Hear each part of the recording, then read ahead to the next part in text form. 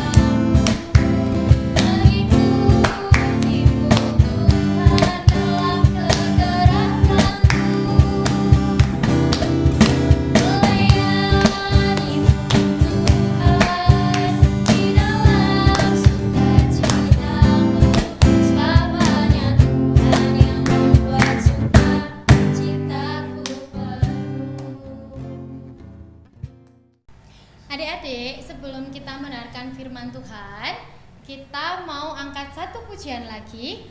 Allah itu baik.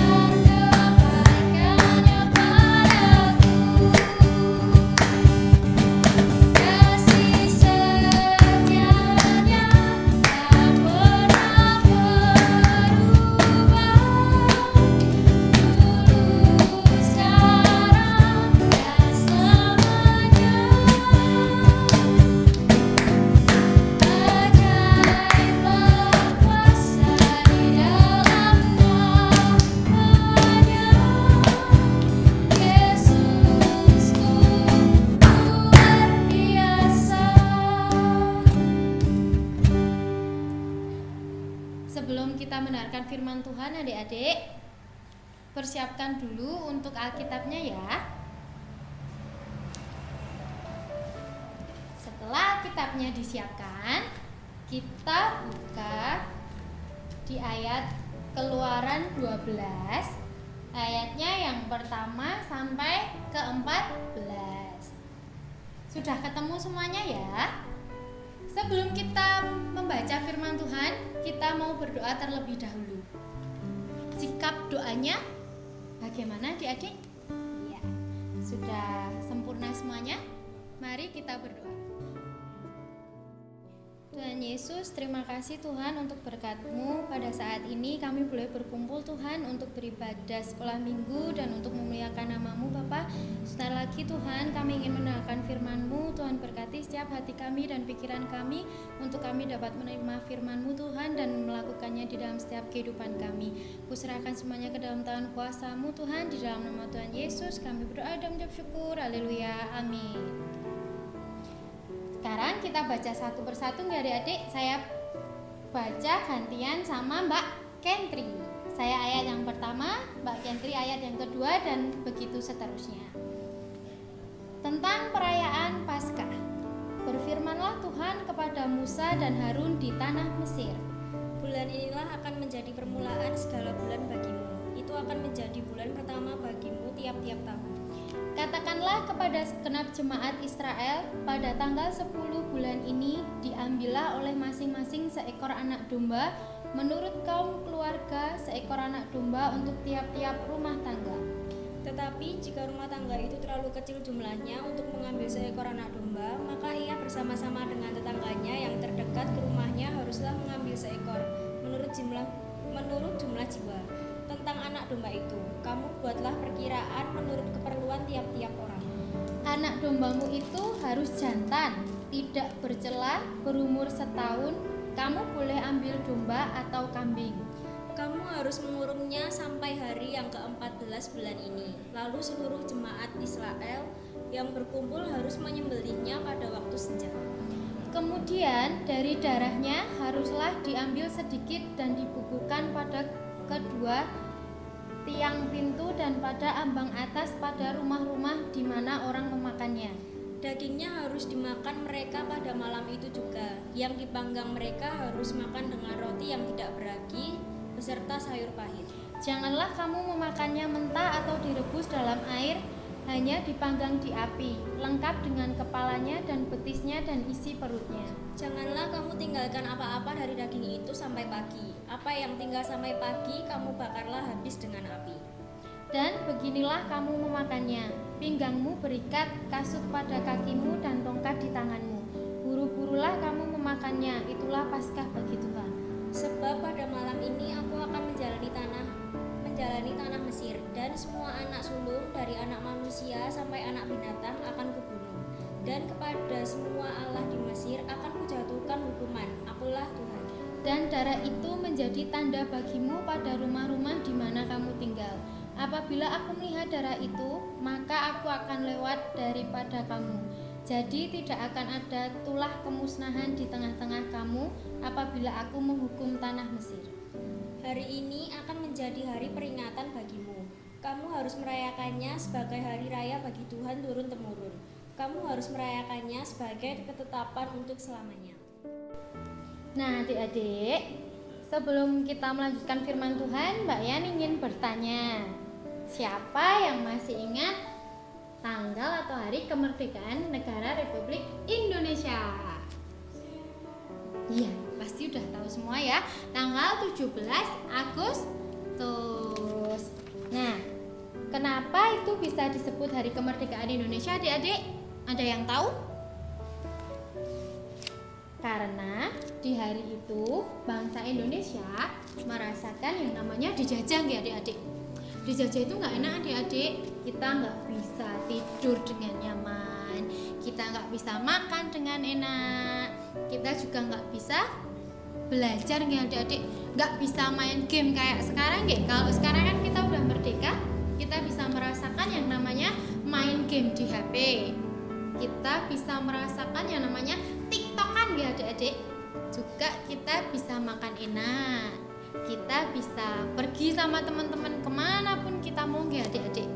Nah, seperti firman Tuhan saat ini, Mbak Tian mau cerita, pada zaman dulu Musa dan kakaknya yang bernama Harun bertemu dengan Fir'aun. Fir'aun pada saat itu adalah rajanya orang Mesir ya adik-adik. Nah, di situ Musa meminta Fir'aun untuk Fir'aun membebaskan bangsa Israel. Tetapi Fir'aun menolak ya adik-adik. Fir'aun tidak mau membebaskan bangsa Israel karena bangsa Israel itu disuruh menjadi budak ya adik-adik. Di situ Fir'aun langsung berpikir, kalau nanti bangsa Israel aku keluarkan, aku bebaskan, terus siapa yang menjadi budakku? Siapa yang aku suruh untuk pergi kemana-mana, untuk pergi beli makanan, untuk pergi mengambilkan bajuku, untuk pergi mencucikan piringku dan bajuku ya adik-adik. Nah, di situ Allah mendengarkan percakapan antara Musa dan Fir'aun ya adik-adik. Terus Allah marah. Nah, di situ nggak adik-adik. Terus Tuhan menurunkan tulah kepada bangsa Mesir ya adik-adik. Terkhususnya Tuhan ingin menegur Raja Fir'aun. Tuhan menurunkan berapa tulah adik-adik? Ada yang tahu? Iya, 10 ya adik-adik. Yang pertama, Tuhan menurunkan tulah air menjadi darah. Jadi di semua bangsa Mesir airnya berubah menjadi darah ya adik-adik. Kalau berubah menjadi darah nggak bisa buat mandi ya, nggak bisa juga buat minum ya adik-adik. Masa darah buat mandi sama minum? Terus yang kedua, Tuhan memunculkan katak ya adik-adik. Ada yang takut sama katak nggak? Banyak ya, Mbak Tian aja juga takut sama katak. Yang ketiga, muncul nyamuk di mana-mana ya adik-adik. Nah, siapa yang di sini pernah digigitin nyamuk? Pasti semuanya pernah ya adik-adik. Mbak Tian aja juga pernah ya. Biasanya kalau kita digigit nyamuk, kita langsung nyalain yang namanya obat nyamuk. Ada juga yang pakai semprotan pembasmi nyamuk ya adik-adik. Nah, kalau di Mesir nggak ada adik-adik.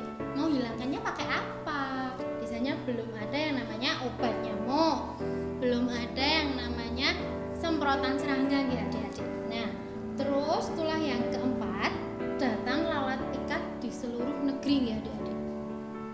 Terus yang kelima, penyakit sampar pada ternak. Jadi di Mesir ternak-ternak mati semua ya adik-adik. Nggak ada satupun ternak yang hidup karena pada kena penyakit sampar. Yang keenam, muncul penyakit barah ya adik-adik. Ada yang tahu nggak penyakit barah itu apa? penyakit bara itu adalah penyakit kulit seperti kusta nggih adik-adik.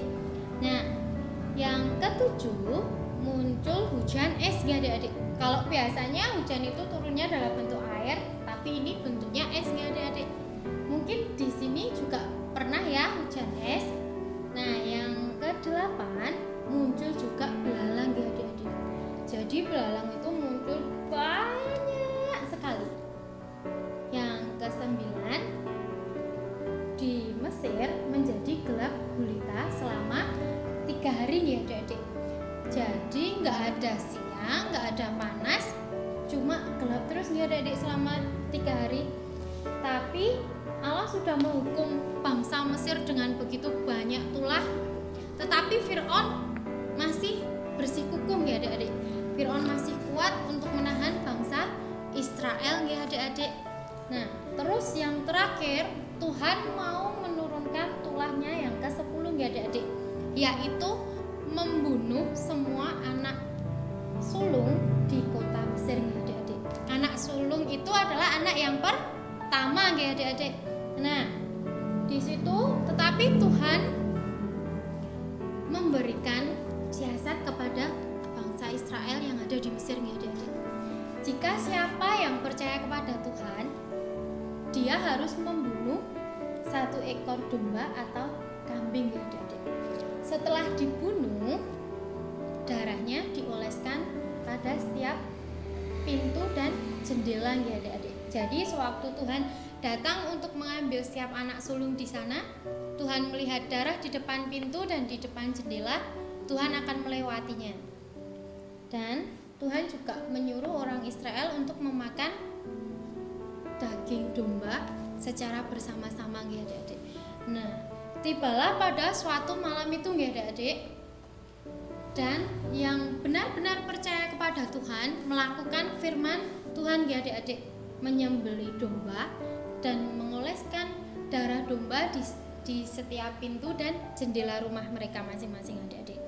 Lalu pada malam hari itu juga tidak ada satupun bangsa Israel yang keluar rumah ya adik-adik.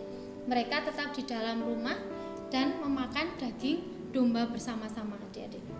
Lalu pada keesokan paginya, setiap anak sulung yang ada di kota Mesir kecuali bangsa Israel meninggal ya adik-adik. Jadi yang tidak percaya dengan Tuhan, anaknya yang sulung meninggal ya adik-adik. Oh, banyak sekali tangisan di sana karena mereka menyayangi anak mereka. Tetapi Tuhan mengambil anak mereka ya adik-adik. Nah, disitulah Fir'aun merasa dia harus membebaskan bangsa Israel supaya setiap bangsanya di Mesir itu selamat ya adik-adik. Nah, di sini ya adik-adik kita belajar bahwa ketika kita percaya dengan Tuhan, ketika kita menyerahkan semuanya dengan Tuhan, maka kehidupan kita itu akan menjadi luar biasa dan lebih baik ya adik-adik. Nah, untuk firman Tuhan pada saat ini, Mbak Yan punya ayat indah ya adik-adik. Boleh dibuka di Keluaran 12 ayatnya yang ke-14a. Sudah ketemu? Mari kita baca sama-sama nggih. 1, 2, 3.